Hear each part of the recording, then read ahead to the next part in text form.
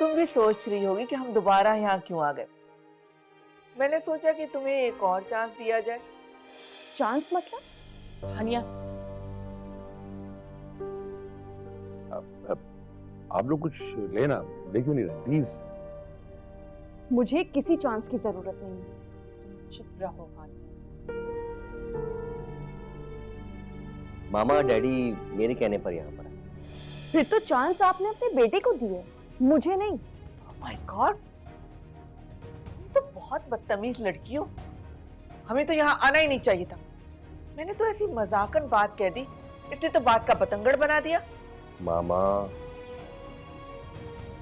Daddy, देखो बेटा, हमारा वो मतलब नहीं था जो तुमने समझ लिया। दरअसल अस्मत बेगम के अल्फाज का चुनाव जरा सख्त है। प्लीज हारून, आपको सफाई देने की कोई जरूरत नहीं है। अरे आप गुस्सा क्यों कर रही हैं? अरे मैं गुस्सा कर रही हूँ? मैं तो कुछ बोली नहीं हूँ। माफ कीजिएगा बहन, लहजे बोले। ठीक है, तो फिर हम बोलते ही नहीं है। अच्छा होगा कि हम चले जाएं। चलो कामिल, हमें यहाँ शादी नहीं करनी। मुझे भी शादी करने का कोई शौक नहीं है। उठो कामिल, चलो चलना है यहाँ से हमें। मामा मैं नहीं जाऊँ। क्या मतलब नहीं जाना? दिमाग तो ठीक है तुम्हारा? अस्मत बेगम आप चले, मैं कामिल को ले आता हूँ। हारून, ये कोई मजाक नहीं हो रहा।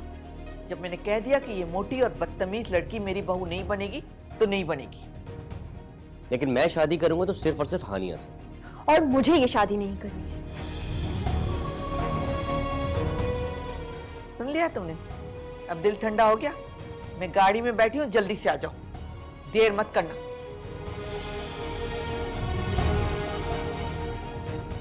देखिए भाई साहब, अस्मत बेगम गुस्से की जरा तेज है, लेकिन दिल की बहुत अच्छी है, मान जाए। कामिल बेटा चले। डैडी आप चलिए, मैं आता हूँ।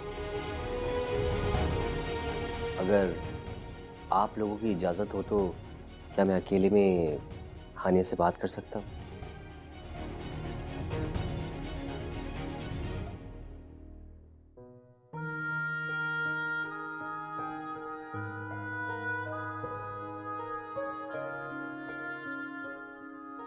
उस दिन तुमने मेरी गाड़ी का टायर क्या बदला, मेरी सोच ही बदल गई। उस रात मैं सिर्फ तुम्हारे बारे में ही सोचता रहा। उसके बाद उन लड़कों से तुमने मुझे बचाया। वो वक्त मुझे बहुत अपना अपना सा लगा। और उसके बाद अपना ही वक्त तुम्हारे बगैर अपना ही नहीं लगता। तुम्हारी सोच, तुम्हारा अंदाज मेरे दिल में जगह कर गया है। अब इसे मोहब्बत कहूं या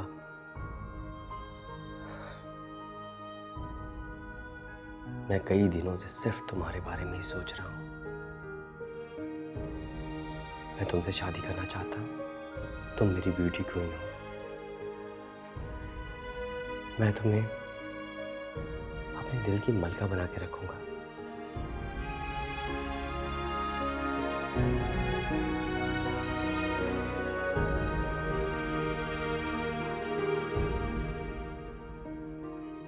मैं तुमसे वादा करता हूं।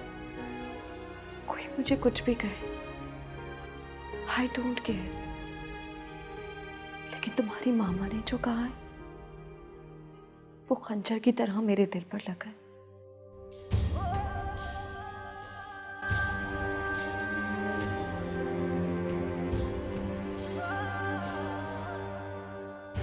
इसलिए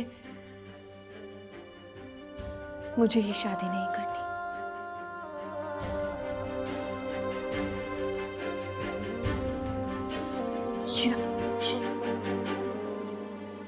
कामिल, कामिल, अरे तुम रात भर इस घर के बाहर खड़े रहो। तुम्हें कुछ अंदाजा भी है कि हम कितना डर गए थे कि तुम कहाँ गुम हो गए हो? और ऊपर से तुमने फोन भी बंद कर रखा था। सॉरी, वो मैं कॉल नहीं कर सका। अच्छा आए बैठे कर सकते। नो, जिस घर के सामने तुमने रात बिताई है ना, उसी के घर चलते हैं। मामा, डैडी सही कह रहे? तुम्हारे डैडी बिल्कुल ठीक करे, तुम जीत गए। हाँ चलो चलते हैं उसके बाद, बस जूते नहीं मारे हमें। जिद छोड़ दो बेटा, कामिल की माँ तुमसे माफी मांगने आई है। मुझे किसी को माफ नहीं करना और ना ही मुझे शादी करनी है। अच्छी फैमिली है बेटा। मैं आपके सर पर बोझ हूं ना, इसीलिए वो फैमिली आपको अच्छी लग रही है। तुम्हें सिर्फ लड़के से गर्ज होना चाहिए ना। वो लड़की की माँ है और आप चाहती हैं कि मैं सारी उम्र मोटी होने के ताने सुनती रहूं? कौन देगा तुम्हें ताने? हम हैं तुम्हारे साथ, कामिल है तुम्हारे साथ।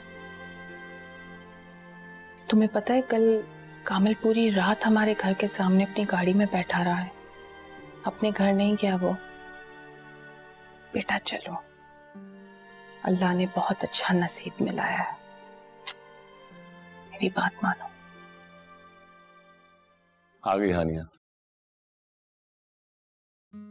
अस्सलाम वालेकुम। वालेकुम सलाम। कैसी हो? जी मैं ठीक हूँ। कामिल ने जब मुझसे कहा ना कि वो तुमसे ही शादी करना चाहता है, तो मैं दोबारा तुम्हारे घर आई थी। मुझे तुम दोनों की शादी पर कोई एतराज नहीं था, लेकिन न जाने गुस्से में मेरे मुंह से नामुनासिब अल्फाज निकल गए। मैं अपने रवैये की वजह से बहुत शर्मिंदा हूँ, मुझे माफ कर दो। आंटी, मुंह से निकले हुए अल्फाज वापस तो नहीं लिए जा सकते, लेकिन हम एक दूसरे को माफ जरूर कर सकते हैं। वैसे भी सब मुझे मोटी कहते हैं, इसीलिए आई डोंट केयर। घर में अगर कुछ मीठा है तो ले आइए। जी, खुशी जरूर, के मौके पर जरूर, मीठा कराना तो जरूर, बनता है ना। ये आओ जल्दी से, कुछ है? माफ कर दिया ना मुझे? आंटी प्लीज आप मुझे शर्मिंदा बिल्कुल नहीं है। ये इसे छुपा के रखेंगे पहले से। मजेदार से मुझे पता है लड्डू। इसकी फेवरेट है ये, है हमेशा की तरह ये इसके फेवरेट रहे हैं। लड्डू लड्डू आ गए। अंकल,